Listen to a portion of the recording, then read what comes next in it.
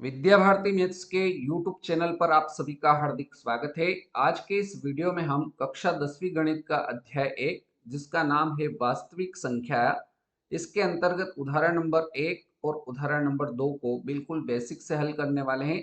यदि ये सवाल आपको एग्जाम में देखने के लिए मिलते हैं तो आपको किस प्रकार से एग्जाम में लिखना है ये हम बिल्कुल स्टेप बाय स्टेप समझने वाले हैं। तो पहले हम उदाहरण नंबर 1 देख लेते हैं।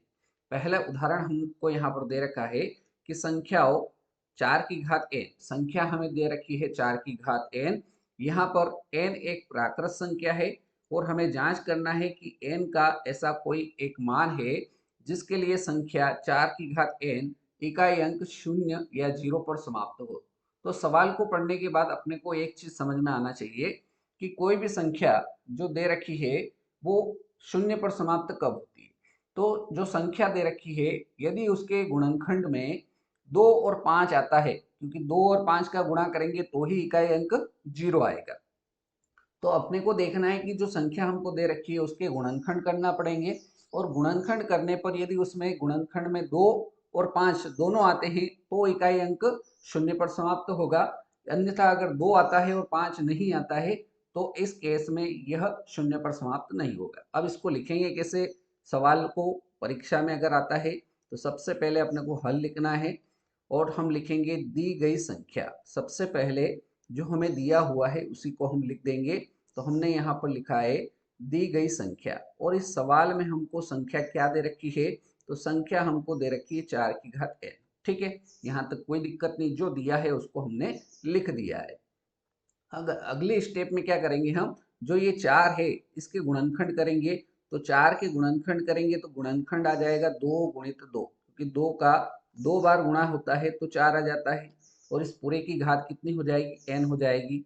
अब यहाँ पर 2 2 बार है तो इसको हम ऐसा लिख सकते हैं 2 की घात 2 और पूरे की घात n लिख सकते हैं, क्योंकि 2 2 बार है तो इसको 2 की घात 2 लिखा जा सकता है।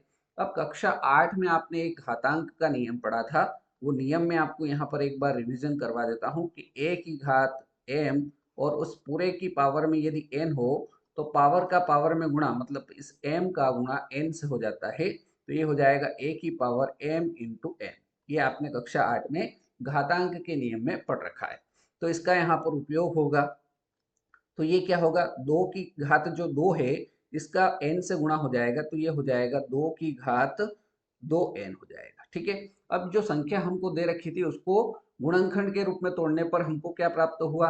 2 की घात 2n प्राप्त हुआ। अर्थात इसके गुणनखंड में 2 तो आया है लेकिन 5 नहीं आया है। तो हम आगे लिखेंगे यहाँ यहाँ अभाज्य गुणनखंड 5 नहीं है। यहाँ अभाज्य यहाँ अभाज्य गुणनखंड यहाँ अभाज्य गुणनखंड 5 नहीं है, 5 नहीं है। ये हमने क्यों लिखा? क्योंकि हमने इसको पहले ही समझ लिया है कि कोई संख्या 0 पर समाप्त होने के लिए उसके गुणनखंड में 2 और 5 आना चाहिए। जो संख्या हमको 4 की घात n दे रखी थी उसमें 2 तो आया है लेकिन 5 नहीं आया है, तो ये इसीलिए हमने यह लिखा है कि यहाँ अभाज्य गुणनखंड 5 नहीं है। आगे हम लिखेंगे अतः अतः n का यह अतः n का ऐसा कोई n का ऐसा कोई मान नहीं है, ऐसा कोई मान नहीं है, नहीं है जिसके लिए जिसके लिए जो सवाल में हमको संख्या दे रखी है, संख्या क्या दे रखी है? 4 की घात n अंक 0 कोष्टक में लिखेंगे 0, पहले 0 लिख देंगे उसके बाद कोष्टक लगाकर 0 लिख देंगे, पर समाप्त हो, पर समाप्त हो। तो इस प्रकार से इसको एग्जाम में लिखना है। ठीक है, आया समझ में? कोई दिक्कत, कोई परेशानी नहीं? चलो आगे बढ़ते हैं उदाहरण नंबर 2 की ओर। उदाहरण नंबर 2 देखिए, संख्याओं 6 और 20 के अभाज्य गुणनखंड विधि से एचसीएफ मतलब महत्तम समापवर्तक और एलसीएम मतलब लघुत्तम समापवर्तक दोनों ज्ञात करना है। लेकिन यहाँ पर स्पष्ट बोला गया है कि कैसे ज्ञात करना है? अभाज्य गुणनखंड विधि से ज्ञात करना है। तो इसको किस प्रकार से हल करेंगे? सबसे पहले हमने को हल लिखना है सबसे पहले हम लिखेंगे दी गई संख्याएं। दी गई संख्याएं, दी गई संख्याएं कौन कौन सी है? तो दी गई संख्याएं बराबर लिखेंगे 6 और अगली संख्या है 20। 6 और 20, ठीक है। अगले स्टेप में हम लिखेंगे 6 के गुणनखंड। 6 के अभाज्य गुणनखंड क्या होंगे? तो 6 को यदि तोड़ेंगे तो ये इसके गुणनखंड आएंगे 2 गुणित 3। यहाँ तक भी कोई दिक्कत नहीं है। अगली संख्या है 20। 20 के अभाज्य गुणनखंड क्या होंगे? तो 20 को आप मन में ऐसा सरल करिए कि 20 जो आता है वो 5 और 4 के गुणा से आता है। तो 4 को तो हम 2 गुणित 2 लिख सकते हैं, है ना, और 5 को नहीं तोड़ सकते तो 5 इसके साथ में आ जाएगा। अब इसको सरल करके लिखेंगे तो 2 दो बार है तो 2 की घात 2 लिख दीजिए और इसके साथ में गुणा क्या आ जाएगा? 5 आ जाएगा, ठीक है। मतलब ये 6 के अभाज्य गुणनखंड क्या हो गए? 2 गुणित 3 और 20 के अभाज्य गुणनखंड हो गए 2 की घात 2 गुणित 5, ठीक है। अब हम पहले एलसीएम या एचसीएफ जो भी आपको निकालना हो पहले एचसीएफ निकाल देते हैं। एचसीएफ संख्या दोनों लिखेंगे 6 और 20। क्या होता है एचसीएफ की परिभाषा? तो एचसीएफ की परिभाषा यहाँ पर मैं लिख रहा हूँ, उभयनिष्ठ उभयनिष्ठ अभाज्य गुणनखंडों की, उभयनिष्ठ अभाज्य गुणनखंडों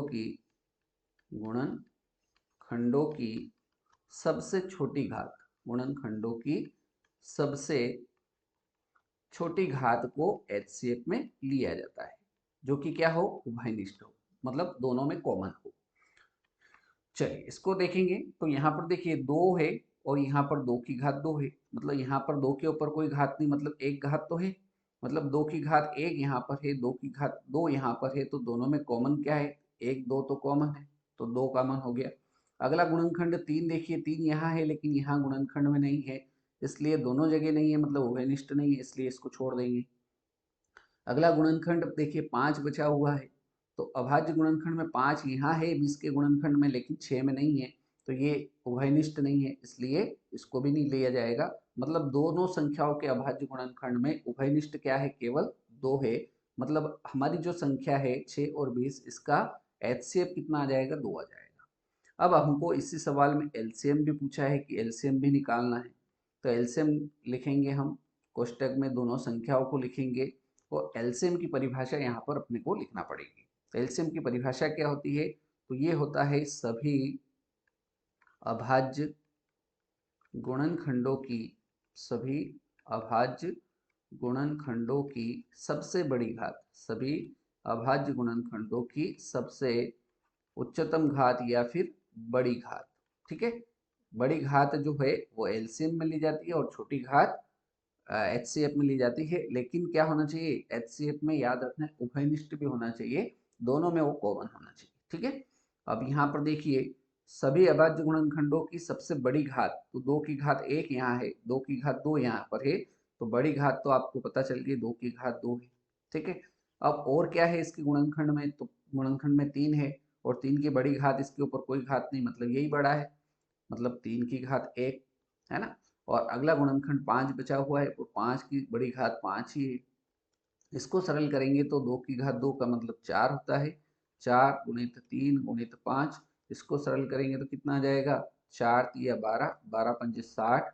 तो हमारी जो संख्या है 6 और 20, इसका एलसीएम कितना आ जाएगा? 60 आ जाएगा। कितना आ जाएगा? 60 आ जाएगा। अब हमको आखिरी में लिखना है अतः, अतः संख्या, अतः संख्या कौन कौन सी संख्या? 6 और 20 का एचसीएफ कितना होगा? 2 होगा, तथा एलसीएम, एलसीएम बराबर 60 होगा, ठीक है। इस प्रकार से हमको एग्जाम में ये उदाहरण नंबर 2 को लिखना है। आया समझ में? तो आज के इस वीडियो में हमने उदाहरण नंबर 1 और उदाहरण नंबर 2 बिल्कुल बेसिक से हमने सीखा है। उम्मीद करता हूँ दोनों उदाहरण आपको बहुत ही अच्छे तरीके से समझ में आ गए होंगे।